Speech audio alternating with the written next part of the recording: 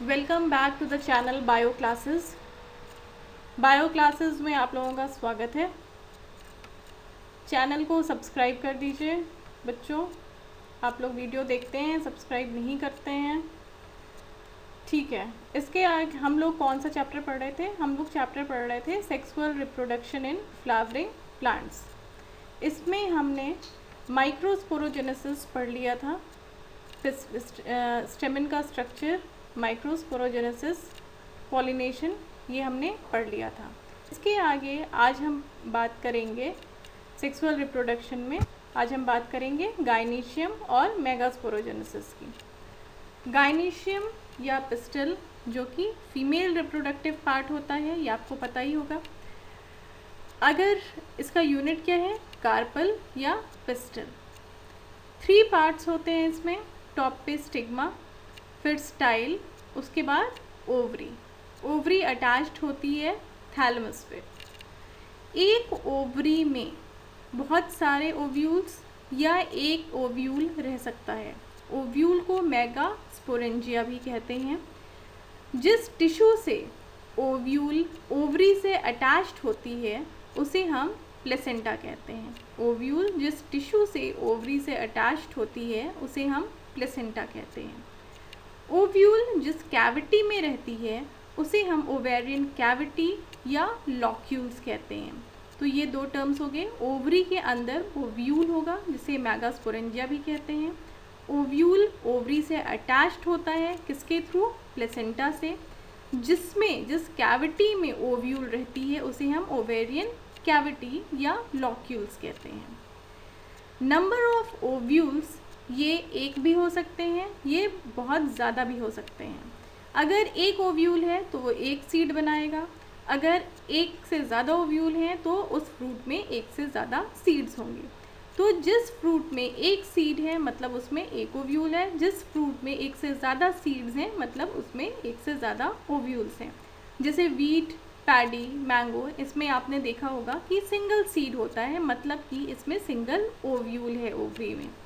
अगर इसमें ज़्यादा सीड्स हैं, इन फ्रूट्स में पपाया, वाटरमेलन, इसमें ज़्यादा सीड्स हैं, मतलब कि इसमें नंबर ऑफ ओव्यूल्स हैं एक ओवरी में। ओवरी मोनोकार्पेलरी भी हो सकती है या मल्टी कार्पेलरी भी हो सकती है। एक कार्पल हो किसी फ्लावर में या ढेर सारे कार्पल हों। ये कार्पल्स अगर मल्टी कार्पेलरी मतलब एक फूल में ढेर सारे कार्पल्स हों तो उसे मल्टी कार्पेलरी कहेंगे। मल्टी कार्पेलरी की 2 स्टेट्स हो सकती हैं, सिनकार्पस या एपोकार्पस। सिनकार्पस का मतलब हुआ कि जो मल्टी कार्पेलरी हैं, डिफरेंट कार्पल्स हैं, वो एक दूसरे से फ्यूज्ड हैं। सिन का मतलब हो गया फ्यूज्ड, वो एक दूसरे से फ्यूज्ड हैं, उसे हम कहते हैं सिनकार्पस। जैसे कि फिगर में आप देखिए, बी फिगर में एग्जाम्पल दिया हुआ है पेपरवर का, पॉपी का, जो कि मल्टी कार्पेलरी है, एक से ज़्यादा कार्पल्स हैं ये, लेकिन ये सारे कार्पल्स आपको फ्यूज्ड दिख रहे होंगे, वो एक यूनिट स्ट्रक्चर दिखाई दे रही है, सारे स्टिग्मास एक साथ फ्यूज्ड हैं, सारे स्टाइल्स, ओवरी सब एक साथ फ्यूज्ड है, इसको हम कहते हैं सिनकार्पस। मल्टी कार्पेलरी में सारे कार्पल्स अलग अलग भी रह सकते हैं, जिस स्टेट को हम क्या कहते हैं, एपोकार्पस। तो कार्पल्स अगर फ्री हैं मल्टी कार्पेलरी स्टेट में तो इसे हम कहते हैं एपोकार्पस। एग्जाम्पल है माइचेलिया, जैसे फिगर में देखें डिफरेंट कार्पल्स अलग अलग फ्री दिखाई दे रहे हैं, इसे हम कहते हैं एपोकार्पस स्टेट। एग्जाम्पल है माइचेलिया। अगर हम एक ओव्यूल का स्ट्रक्चर देखें, जैसे कि फिगर में टिपिकल एनाट्रोपस ओव्यूल का स्ट्रक्चर दिया हुआ है, एक ओव्यूल का स्ट्रक्चर देखें तो उसमें सबसे ऊपर लिखा है हिलम। हिलम जो होता है वो होता है जो स्टॉक होता है, जिस स्टॉक के थ्रू ओव्यूल ओवरी से अटैच्ड होता है। ओवरी से अटैच्ड जिस टिश्यू में होगा वो क्या होगा,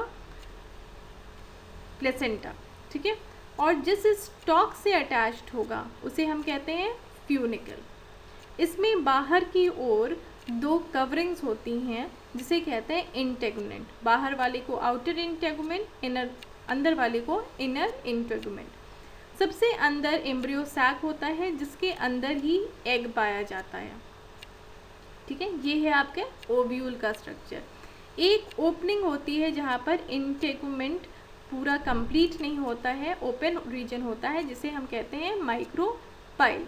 यही माइक्रोपाइल ये आगे जा कर के जब ओव्यूल्स में एग्स फर्टिलाइज हो जाते हैं, जब सीड बन जाती है, तो सीड में एक छेद होता है जिसे हम माइक्रोपाइल कहते हैं। इस सुराख के थ्रू ही गैसेस और मॉइस्चर का एक्सचेंज होता है at the state of seed.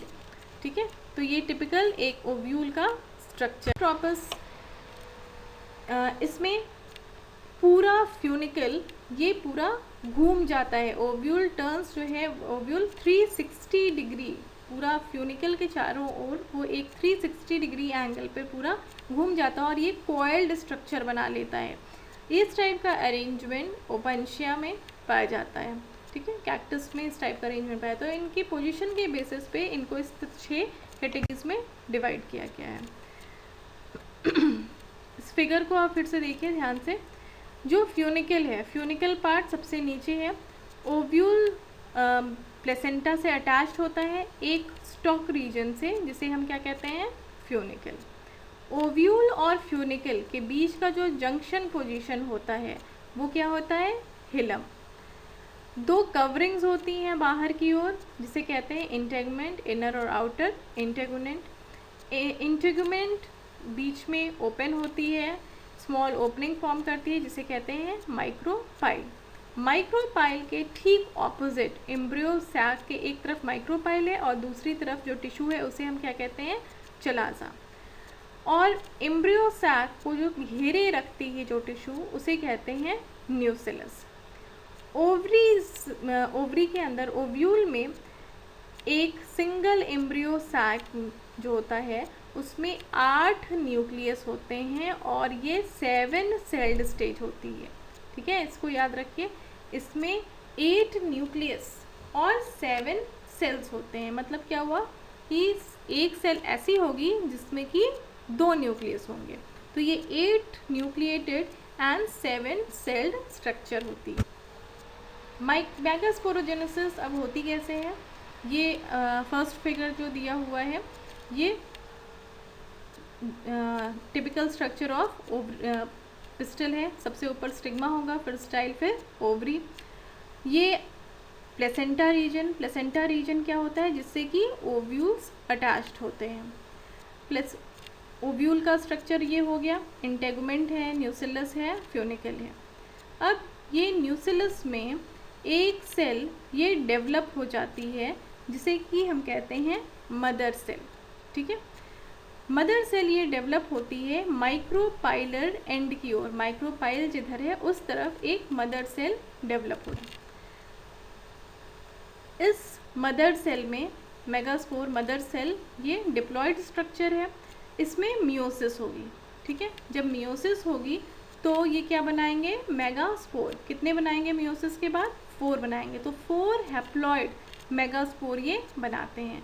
जब 4 हैप्लॉयड ये मेगास्पोर बनाते हैं, इसमें से 4 में से 3 ये डीजेनरेट हो जाते हैं, ये ख़त्म हो जाते हैं और केवल एक बचता है।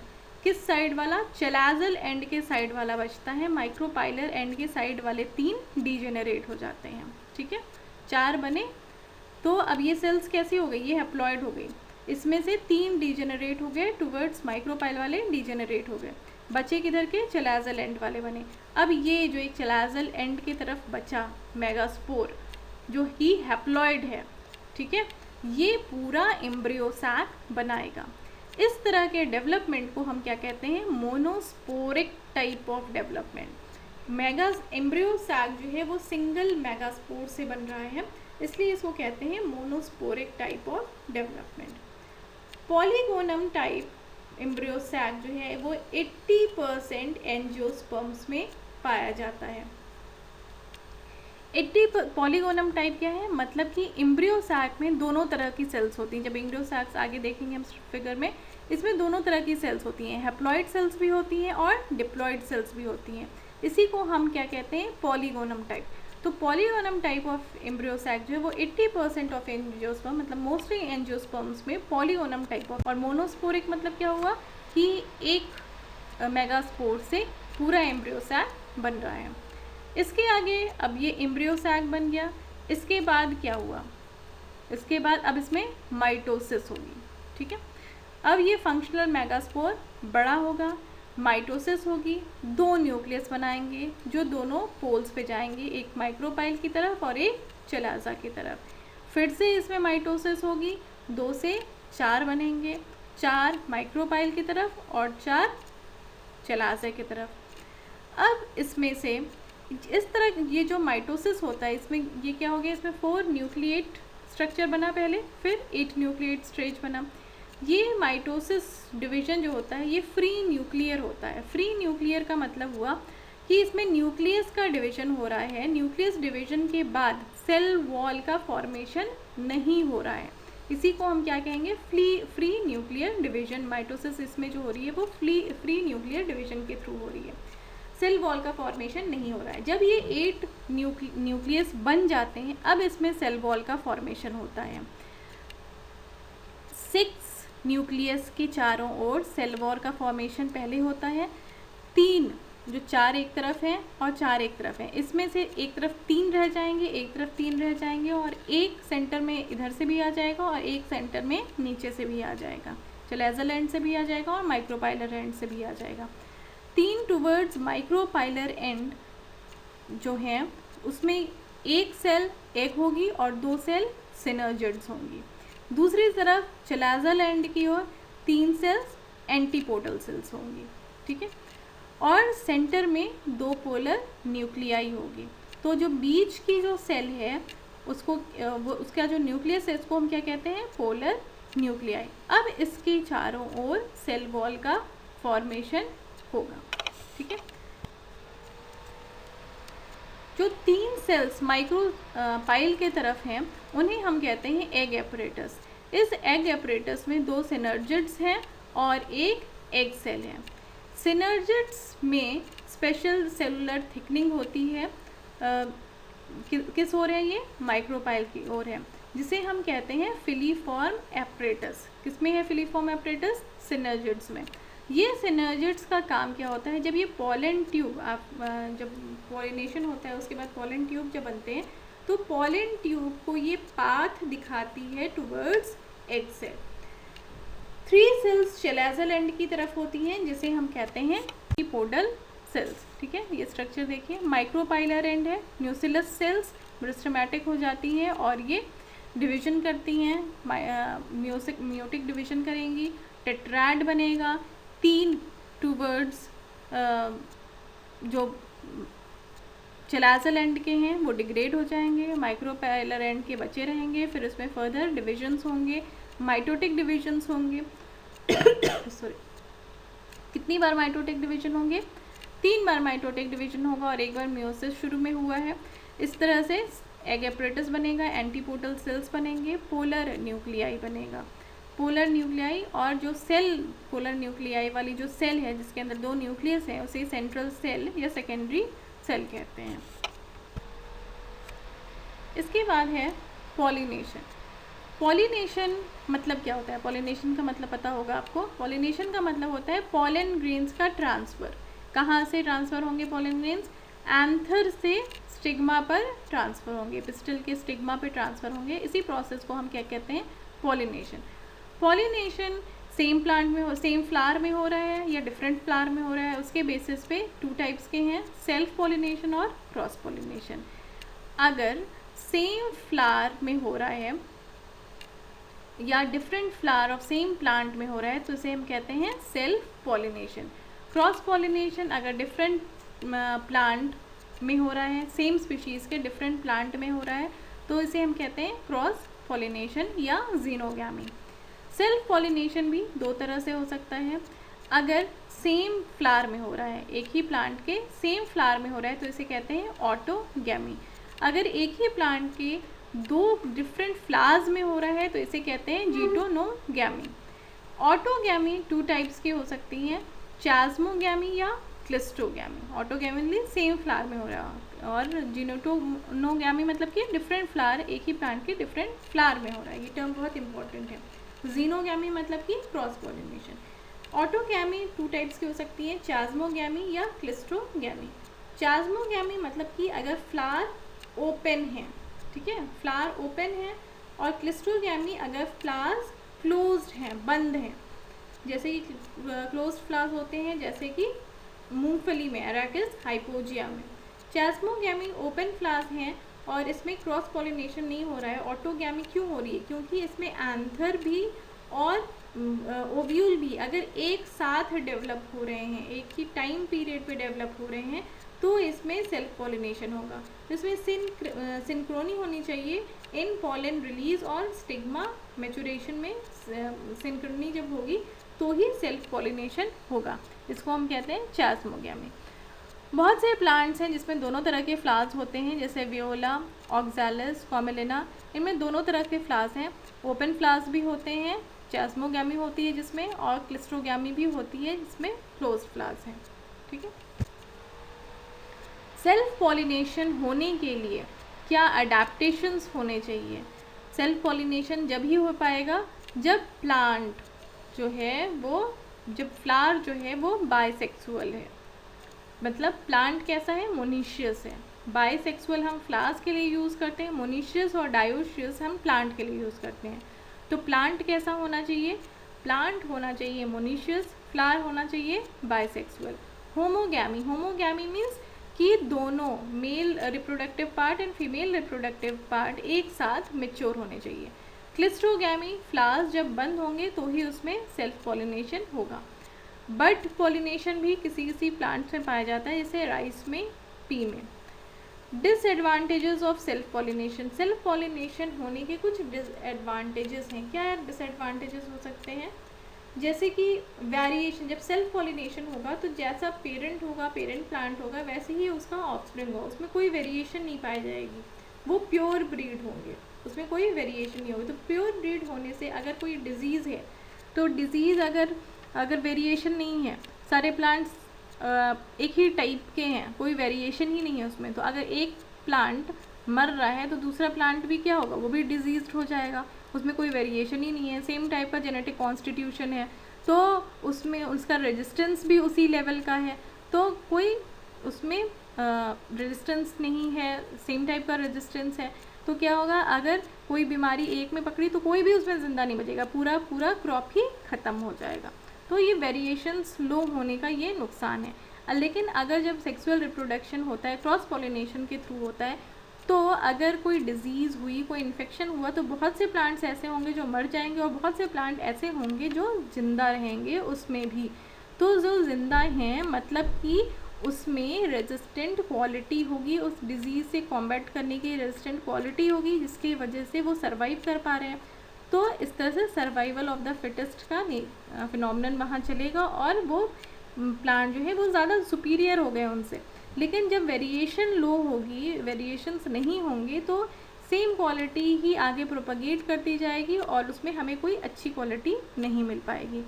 इनब्रीडिंग डिप्रेशन, इनब्रीडिंग डिप्रेशन का मतलब क्या हुआ कि जो ज़्यादातर जो पुअर क्वालिटीज़ जो होती हैं वो रिसेसिव होती हैं, रेसेसिव ट्रेड वाले होते हैं।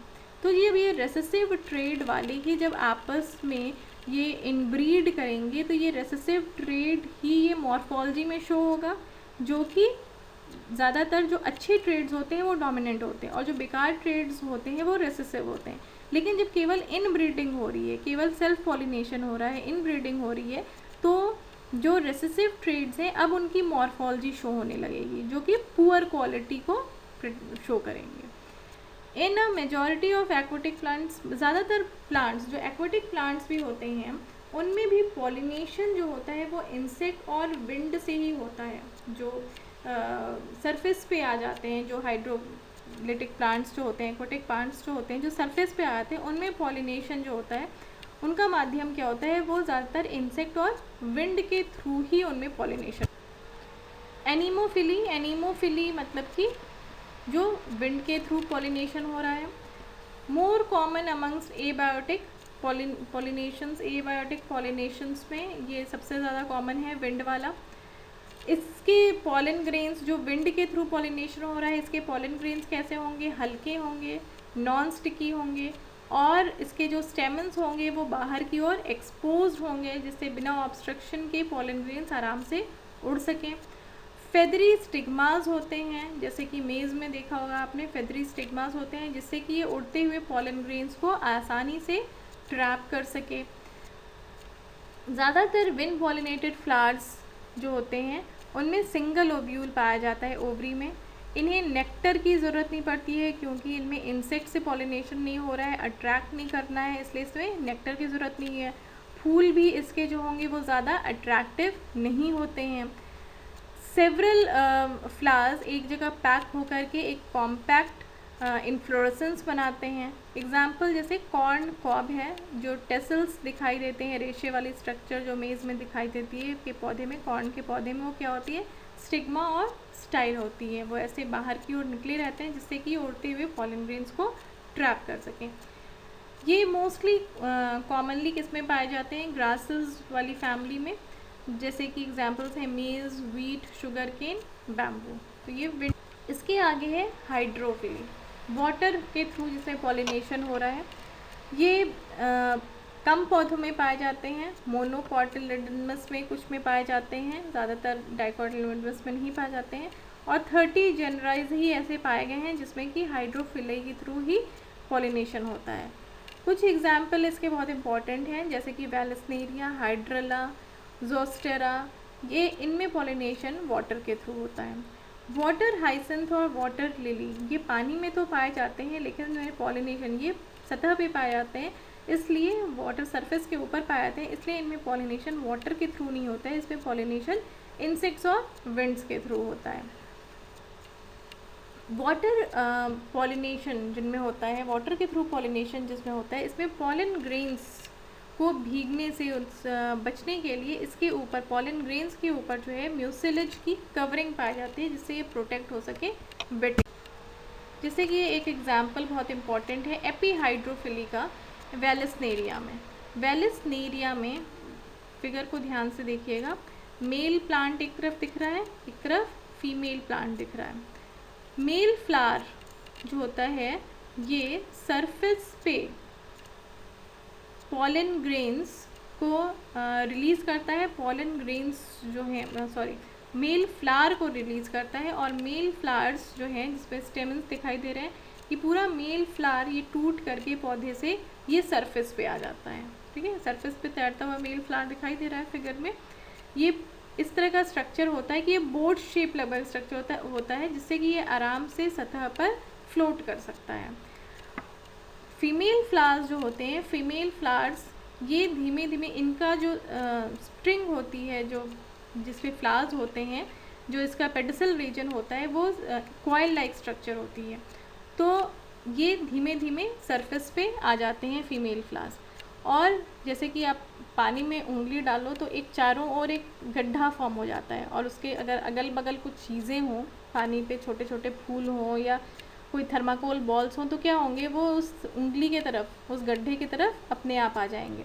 इसी तरह जब फीमेल फ्लावर्स जब सरफेस पे आती हैं तो मेल फ्लावर्स उसके तरफ अट्रैक्ट होते हैं और पॉलन ग्रेन्स उस फीमेल फ्लावर्स से अटैच हो जाते हैं। फिर ये पेडिसल रीजन, फिर वो कॉइल होकर के, जो फीमेल फ्लावर का पेडिसल रीजन है ये फिर कॉइल होकर के, सेकेंड फिगर में देखिए, वो पेडिसल रीजन फिर से कॉइल होकर के वो नीचे आ जाता है और उसके बाद फर्दर उसमें डेवलपमेंट होता है। ठीक है, तो मेल फ्लावर्स पहले क्या हुआ, सरफेस पे आए, उसके बाद फीमेल फ्लावर्स का पेडिसल इलोंगेटेड हो गया, वो सरफेस पे आए, मेल फ्लावर्स फीमेल फ्लावर्स के पास आए और पॉलन ग्रेन्स का ट्रांसफ़र हो जाता है, और उसके बाद ये पेडिसल फिर कॉइल्ड होकर के ये फीमेल फ्लावर्स का नीचे लग चला जाता है। तो इस तरह का एग्जाम्पल जो है, इस तरह का पॉलिनेशन जो है ये वैलसनेरिया। हाइपोहाइड्रोफिली, हाइपोहाइड्रोफिली इसमें जो पॉलन ग्रेन्स होते हैं ये सरफेस पे नहीं आते हैं, जो जोस्टेरा इसका एग्जाम्पल है। इसमें पॉलन ग्रेन्स एक रिबन लाइक स्ट्रक्चर बना लेते हैं, इनका स्ट्रक्चर कैसा होता है, रिबन लाइक स्ट्रक्चर होता है, और ये फ्लोट करते हुए फीमेल फ्लावर्स की तरफ आ जाते हैं। ठीक है, ये है हाइपोहाइड्रोफिली, एग्जाम्पल है जोस्टेरा। बहुत से पौधों में फ्लावर जो है ये एक बहुत सेफ प्लेस होता है बहुत से बीज के लिए और बहुत से इंसेक्ट्स के लिए एग ले करने के लिए। जैसे कि एग्जांपल है एमोर्फोफेलस। एमोर्फोफेलस जो है ये टॉलेस्ट फ्लावर है और इस फ्लावर की हाइट लगभग 6 फीट की होती है। केवल फ्लावर की हाइट 6 फीट की होती है और ये इसमें बहुत सारे इंसेक्ट्स आकर के अपने एग ले कर देते हैं। मोथ एंड प्लांट यक्का, इनका जो रिलेशनशिप है ये भी बहुत इम्पॉर्टेंट है।